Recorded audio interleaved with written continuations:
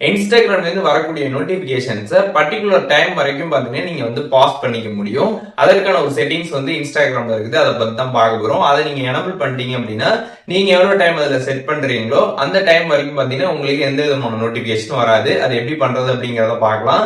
பாக்குறதுக்கு முன்பாக சேனலை சப்ஸ்கிரைப் பண்ணிடுங்க. வீடியோக்குள்ள போலாம். இன்ஸ்டாகிராம் ஆப் வந்து ஓப்பன் பண்ணிடுங்க. ஆப் ஓப்பன் பண்ணிட்டு ப்ரொஃபைல் பேஜ் போயிடுங்க. போயிட்டு சைடில் இருக்கக்கூடிய 3 லைன்ஸ் பட்டனை கிளிக் பண்ணிடுங்க. அதை கிளிக் பண்ணதுமே செட்டிங்ஸ் பேஜ் வந்து ஓப்பன் ஆகிடும். இங்கே வந்து நோட்டிஃபிகேஷன்ஸ் அப்படின்ற ஆப்ஷன் கொடுத்துருப்பாங்க. அதை கிளிக் பண்ணதுமே இங்கே வந்து பாஸ் ஆல்னு கொடுத்துருப்பாங்க. அது பக்கத்தில் இருக்கக்கூடிய ஆன் ஆப்ஷனை கிளிக் பண்ணிடுங்க. அதை நீங்கள் கிளிக் பண்ணதுமே 50 minutes, 1 hour, 2 hour, 4 hour, 8 hour அப்படின்ற ஆப்ஷன்ஸ் எல்லாமே வந்து கொடுத்துருப்பாங்க.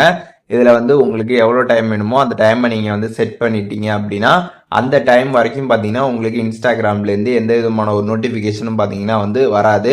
ஸோ டெம்பரவரியாக பார்த்தீங்கன்னா அது வந்து பாஸ் ஆயிடும். அந்த டைம் முடிஞ்சதுக்கப்புறம் பார்த்தீங்கன்னா அந்த செட்டிங் ஆட்டோமேட்டிக்காக ஆஃப் ஆகிடும். அதுக்கப்புறம் நோட்டிஃபிகேஷன்ஸ் எல்லாமே ப்ராப்பராக வர ஸ்டார்ட் ஆகிடும். ஸோ நீங்கள் வந்து இன்ஸ்டாகிராமில் டெம்பரவரியாக நோட்டிஃபிகேஷன்ஸை வந்து பர்டிகுலர் டைம் வரைக்கும் நீங்கள் வந்து ஸ்டாப் பண்ணணும்னு நினைக்கிறீங்க அப்படின்னா அப்போதைக்கு இந்த ஒரு செட்டிங்கை யூஸ் பண்ணி நீங்கள் வந்து ஸ்டாப் பண்ணிக்க முடியும்.